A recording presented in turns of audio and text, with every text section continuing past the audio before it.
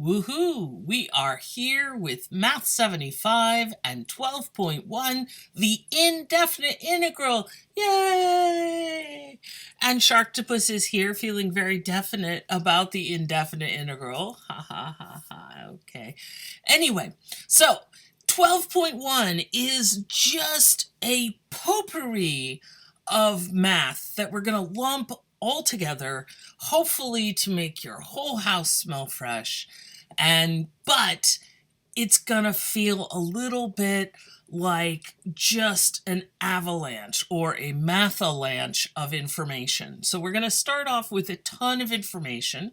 So I definitely encourage you to do a couple things.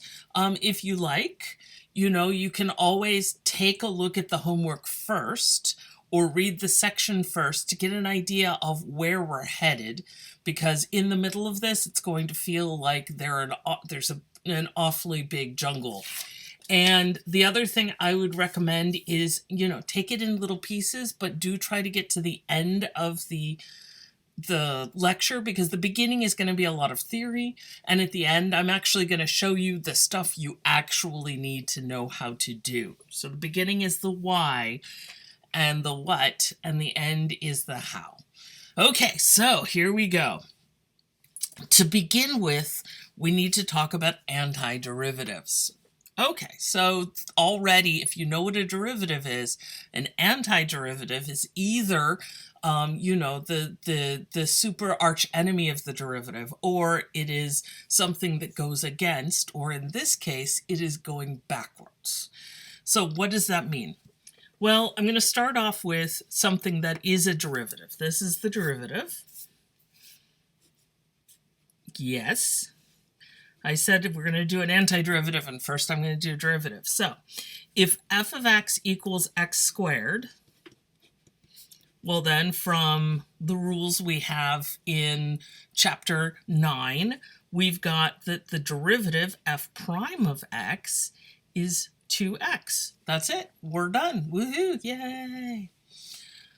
Now, the next question. If f prime of x, and again, I'm going to start color coding these.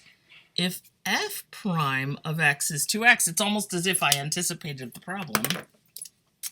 Find f of x. And notice my language. It's kind of interesting. Find one possible f of x. We're going to talk about that later on down, I guess, on the second page. We will talk about why we're not going to find all of them right now. We're just going to look for one. So if f prime of x, so if the derivative is 2x, then one possible was, so we imagine, okay, if we took the derivative and got this, if we go backwards, we get to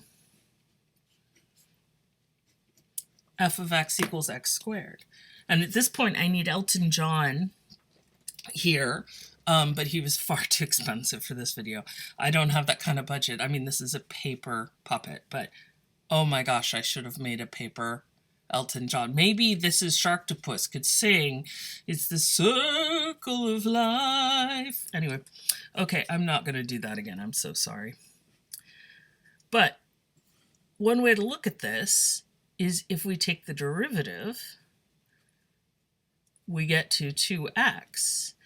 And then we can also go back and, I wonder what this will be called. Moving backwards through differentiation results in the antiderivative. And I totally don't have room for this. Antiderivative. Oh my gosh, some of the hardest words to spell in math. So this is the antiderivative, this is the derivative, and it creates the circle of calculus life. Oh my gosh, isn't that amazing? So, again, if f of x equals x cubed, find f prime of x. Okay, well, again, this is differentiation. So if f of x equals x cubed, then f prime of x, using the power rule, or, yeah, really, that's what we want to do. The 3 comes down. We subtract 1, that's 3x squared, right? Woohoo! If f prime of x equals x squared, and now I wish I could do a giant the sound of a record being scratched? Something like that. Anyway, I know the sound effects. I'm totally firing my Foley person today. It's just subpar work. F prime of x equals x squared, not 3x squared. If there's just an x squared, find one possible f of x. Oh no. The 3 is missing. Note that in this case, we're missing part of the derivative, the 3. So we have to make a guess about what happened. And now here I'm going to help you make that guess. And I'm going to help you by saying, if f of x had a 1/3 x cubed, then what would happen when we took the derivative? Well, when we took the derivative, the 1/3 would hang out, right? Because constants in front, they just hang out. And then the 3 would come down, and then we'd get x squared. Now, what would happen here? The 1/3 times the 3 would basically cancel.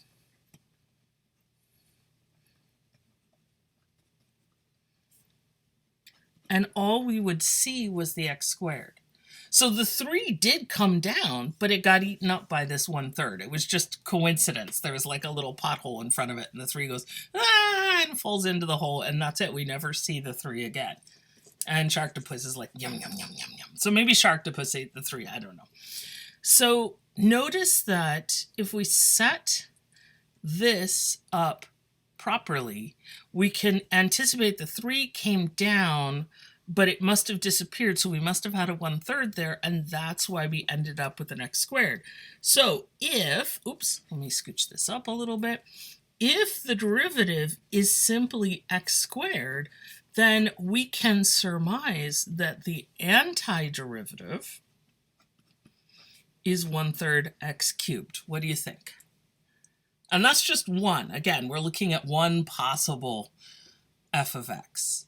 Okay, so far so good. So this is antiderivatives. Not too terrible. It's just going backwards.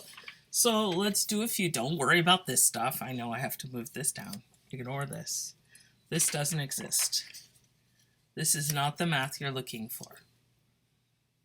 Okay, so if f of x equals x plus 3, find f prime of x. Okay, let's do it again. X plus 3. So the derivative, not the antiderivative. We're going for plain x to f, or sorry, plain f to f prime. So we're taking the derivative. Notice that the x, when we take the derivative of x, we've got 1, and then the 3 disappears. And so all we get is 1. Now this is interesting. Notice that there's no evidence that there was ever a 3 here. So if f prime of x is 1, well, it's possible that f of x equals x. Or f of x could be x plus 3. And then if we think about it a little bit, since the derivative only has the 1, and the 1 goes, let me find another color, the x is what remains. So we know that the original function must have had an x in it, but there's no evidence left of the 3. So it might just have an x, or it might have an x plus 3, but what are the chances that we would just happen to pick the plus 3? If we didn't know this part, if I hid this from you, would you be able to pick this one? And the answer is it's pretty unlikely you'd pick the right one. So what are we going to do? Well, dun, dun, dun. Are you guys ready? You may want to take a break, stretch, get something, if you haven't had your coffee yet, drink your coffee, drink some water, get some vegetables, get out some exercise, because we're about to hit a theory mathalanche. Yay, theory mathalanche. Okay, here we go. I'm just going to read. I'm going to read gently. It's like an audiobook. Note that in the first part, the derivative of 3 disappears completely, and there's no way to know that from looking at the derivative. Okay, I'm done with that. The constant of integration, because I'm way too excited about this. Because the derivative of a constant is 0, we can't ever know what it might have been from looking at the derivative. So, when taking antiderivatives, we add plus c. Now, little note here. Plus c is pretty universal, but every now and again you'll find a book or a person who learned a different constant. So you know, be understanding and compassionate. You know, you do you. But generally speaking, it's plus c. To each, as a reminder that we need more information about the function to know exactly which one it is. Like in this one, we didn't, if I had hidden this from you, you wouldn't know just by the derivative that I was looking for x plus 3. You might have thought I was looking for x or even x plus 10 or x plus 1,000,000, right? Because constants, when you take the derivative of a constant, it becomes 0 and then disappears. Okay, so c is called the constant of integration. This is very exciting. Okay, are you guys ready? Find the antiderivative. And don't worry about this stuff. I know it gets very impressive looking at the bottom. Don't sweat it. We'll get there. We will get there. I mean, you can always read ahead. I have provided you with the notes, but don't sweat it right now.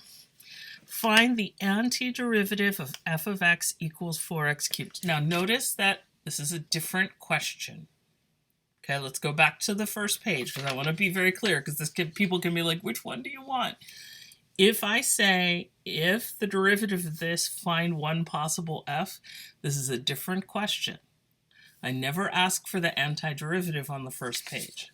If someone asks you for the antiderivative or eventually for the integral, you've got to add the c. That's when the c comes in, okay? So find the antiderivative of f of x equals 4x cubed. Next thing, you're like, wait a minute, this is f? So what is the antiderivative? How do I draw that? And the answer is, it's not easy.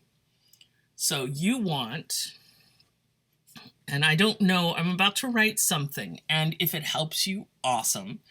But if it doesn't help you, don't use it. So we want g of x such that the derivative is this function, 4x cubed. Okay? If that helped, awesome. And in fact, this is really beautiful math right there. Isn't that gorgeous?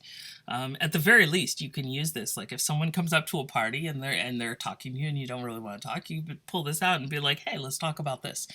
9 times out of 10, unless you've gone to a party with mathematicians, 9 times out of 10, the person will walk right away. They won't even say goodbye. It's problem solved. So I am offering you solutions here in more ways than one. So I want a function so that when I take the derivative of that function, I end up with this guy. So we want this so that we end up with this. And now I look at this and I say, okay, when I go this way, what would happen? Well, generally exponents come down, right? So if I see a 4 in front, I wonder if that number came down. And in fact, I ended up with x cubed, so that's 1 less. So if I think about it, I was like, wait a minute. If this were an x to the 4th, what would happen? When I take the derivative, the 4 would come down, right? The 4 would come down, and then I would get 4 minus 1, which would give me 3. But then I have to remember, wait a minute, there might be a plus 0 that no one has written in. So that meant over here I had some, and this is a capital C, so people draw it really big. I had some magical unknown, it's not really magical, it just feels magical, I should have glitter and sparkles. Ooh, I should have a calculus fairy come in and do that. But x to the fourth plus c. So our answer is, what we're looking for is this. This is our antiderivative. And specifically, if someone asks for an antiderivative, you need to write the plus c. That specifies that you understand and is a reminder to everyone reading it that we can't know what this number is unless we have more information. Okay, buckle in. We've got a little more theory. Like I said, this is the theory page, but it's almost done. The process of finding the antiderivative is also called integration. Now, you may feel like we're racing through a bunch of concepts here, and we are. We actually are. In this class, we have compacted a lot of what would be much more drawn out theory in a full calculus class. So you're getting calculus light here. We use the integral symbol, that's the integral symbol, which looks like a really giant, long, stylized S. And there is a reason for that, and we're not going into that. But I could totally tell you in office hours. It stands for sum, okay. And the result is called the indefinite integral or integral. So here's the integral. And notice I put the little s there. There's our 4x cubed. Oh my gosh, what is that? Panic, panic, panic. And then equals x to the fourth plus c. Oh, it's almost like I anticipated what the answer would be. Wow, this is amazing. The production values that go into these videos, amazing, right? Okay, so 4x cubed, we put the little guy there, because remember I said that we didn't have a really good way to write antiderivatives, so here's that symbol. That symbol is going to be to take the antiderivative. But then what the heck is this? The expression that follows the integral sign is called the integrand. There we go, that's the integrand, everything that's in there. And the dx. The dx could totally be like a really fun math program like the OC or you know, the dx.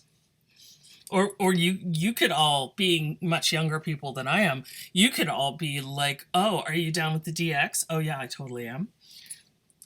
Yeah, that's exactly how kids these days talk. Okay, and the dx tells us that we are working with x. Does that make sense? So for this particular class, it will be ornamental. It'll be just mathematicians with their mathy shenanigans. In the larger world of calculus, it specifies that we are looking at x as a variable, which I know does open up the eldritch terror of the possibility that there's more than one variable, and the answer is yes. As you study more and more calculus, the possibility opens up that you could work with x and y, or x and y and z. And that allows you to move through multiple dimensions of math. So you can look at 3 or 4 or 12 dimensional analysis. Okay, so when I made the note, this will feel obvious in our examples, but more complicated calculus can involve multiple variables. That's all. So don't sweat it, just make sure it's there. For the most part, when we're working on it, I'll be giving you the integral, and you're just going to note it, and you're just going to move along. Okay, dun, dun, dun, dun. We're on the last page. This is very exciting because, to be honest, there's not much in this section. Since you already know how to differentiate, antiderivatives just mean going backwards. So it's kind of like back when you learned to multiply and then you learned how to divide. Not the same thing at all, but it's running the same process forwards and backwards. Okay, now the powers of x formula. Ooh, it sounds so fancy. The integral of x to the n dx, and that is pronounced dx, is equal to, and then this looks horrible. And again, panic, panic, don't panic, don't panic. Notice that it says you take the n and you add 1. Now, does this make sense? Remember, differentiation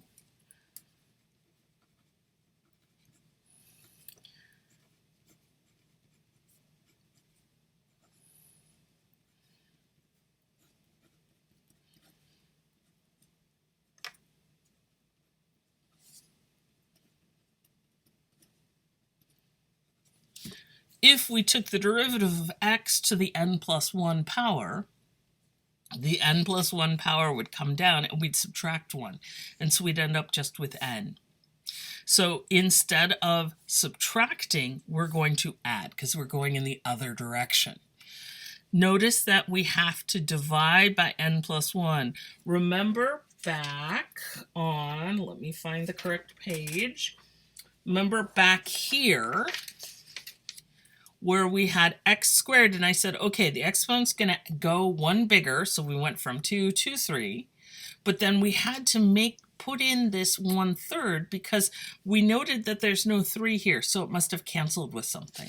So that's what this is saying. This is actually not as horrific as it looks, or maybe it is, that you raise it to 1 bigger and then divide whatever that exponent is, you divide by that, and then you add plus c. It's a reminder to do plus c. So shall we give a couple try? Yes.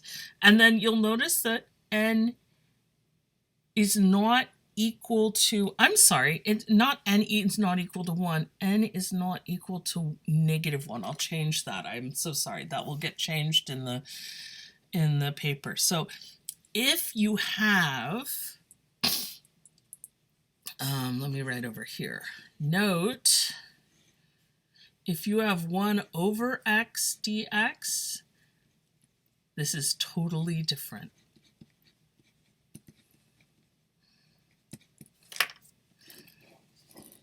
Just a warning, okay? If you have 1 over x, because that's x to the -1, and you can kind of guess this, because if you add 1 to the exponent, if the exponent is -1, if you add 1, you get to 0, and something really weird just happened. So generally, when you end up with zeros happening, you want to be very, very cautious and make sure you really have all the math on your side. So if you see this, which you will not in the problems we're going to give you, but if you do see this, just step back and say, I'm sorry, I'm not going to work on that yet. I'm sorry, my lawyers, you could say my lawyer advises me not to do math like that it's not safe. It sounds very fancy. Okay. Your lawyer does not advise against these, though, just so you know. Okay, so I'm going to write out explicitly, if I have x, that's x to the 1st power. And again, the dx is just, for us, ornamental. It's just part of this whole shenanigan, and it's really useful.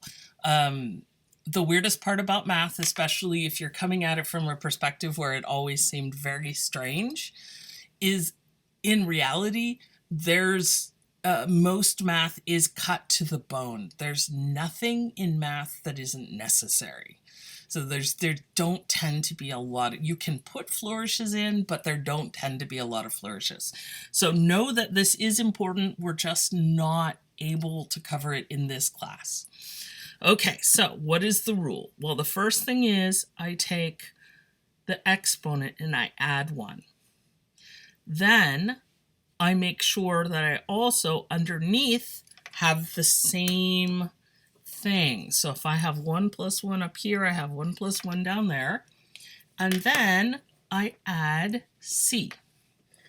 And I have cleverly run out of space. So let's take a look at what this looks like. X squared over 2 plus c. Okay, that's it. It's a formula. You raise the power 1 and you divide by that.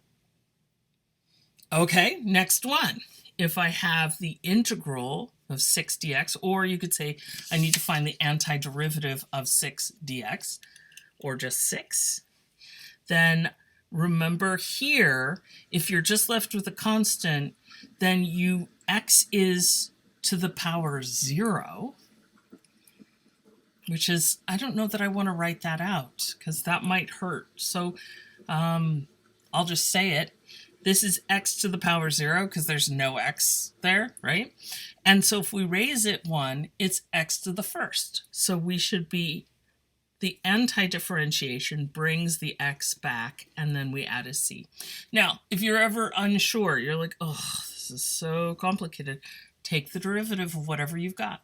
The derivative of 6x, that gives us the 6. The derivative of a random constant gives us 0. Nice. Okay, y'all ready? Don't notice that there's a missing parentheses. La la la la la. Okay. So, what happens if you get a whole line of shenanigans like this? And the answer is you just get to work them one at a time. Now, the first thing that I would recommend is that, again, square roots being written as radicals, not helpful. So I would rewrite this and remind yourself that it's x cubed minus 3x squared plus 2 plus x to the 1/2 all dx. Woohoo, woohoo. Okay, let's go through. Remember, the rule is add 1 to the exponent. So this becomes x to the 4th, divide by 4. Minus 3x cubed, because it's squared, and then divide by 3. 2 by itself just fluffs up to a 2x. Now this one, this is nobody's friend, I gotta say. Really nobody's friend, but maybe you'll enjoy it. It's x to the 1/2 plus 1 all over 1/2 plus 1. I know somebody always has to ruin the party. And then, and if you want to go online, I think the #1 calculus meme is all of the times someone has forgotten a plus C and has lost points on a test. Oh my gosh, the plus C. Ugh. Okay, let's clean this up. X to the 4th over 4 minus, notice that the 3's cancel. The 3 was already sitting there, so we didn't need to include anything, but this formula still works, right? So the 3's cancel, so we're good. Plus 2x plus something plus c. Now I'm going to make a note here. 1/2 plus 1 is equal to 1/2 plus 2/2, which is 3/2. And then if you add 1 to this, 3/2 plus 1 is 5/2, and then 7/2, and then 9/2. So it's just the odd numbers. Okay, so I've got x to the 3/2 over 3/2. Now, if you think this looks awkward, you're right. And so we do have to fix this. So what does this mean? Well, let me go through. And I will give you the shortcut, and let me see how it sounds if I just tell you. If you've got a fraction in the denominator, much like if you've got a boogie board, which you are holding under the water. If you've ever, and if you haven't, you need to get a big boogie board, find some ocean, preferably not the ocean outside San Francisco. It tends to be very, very cold, and there are lots of little things with teeth in there. But find yourself a slightly warmer ocean with perhaps fewer sharks, and or even a swimming pool somewhere, and try to take a piece of styrofoam and put it under the water. If you try to shove something under the water like this, what does it do? It pops up. It pops back up, and in fact, it turns over. And so maybe I can convince you that this is just 2/3 x to the 3/2 plus c. Now, if I can't, then I have to remind you that dividing by a fraction is multiplying by its reciprocal. Or I could appeal to the part of you that is going to check this answer, because this is our final answer. Let's see if I can get a box around this thing. Maybe. It's not really a box. It's a multi-sided, it's not even a polygon right there. I messed it up. But if I convince you when you take the derivative, like here, the derivative would become 4, and then the 4's would cancel. The 3 would come down, but that's okay because we want the 3 there. The 2x becomes 2, yay. And now what happens when the 3/2 comes down and multiplies times 2/3? 3/2 times 2/3, everybody cancels. Life is great. Oh my gosh, you guys, we made it. We made it. Yay. Sharktopus is so happy for you. And Sharktopus would like to say that you are welcome to go boogie boarding where there are sharktopuses. And he promises just to nibble a little bit. So go out, get some fresh air and some sunshine or some darkness if you prefer it. Get some water, get some vegetables. Know that you're amazing and awesome. And I really appreciate you guys sitting through a lot of theory, but hopefully this gets you ready for the kind of problems you're going to be doing in the homework. Woohoo! As always, math on.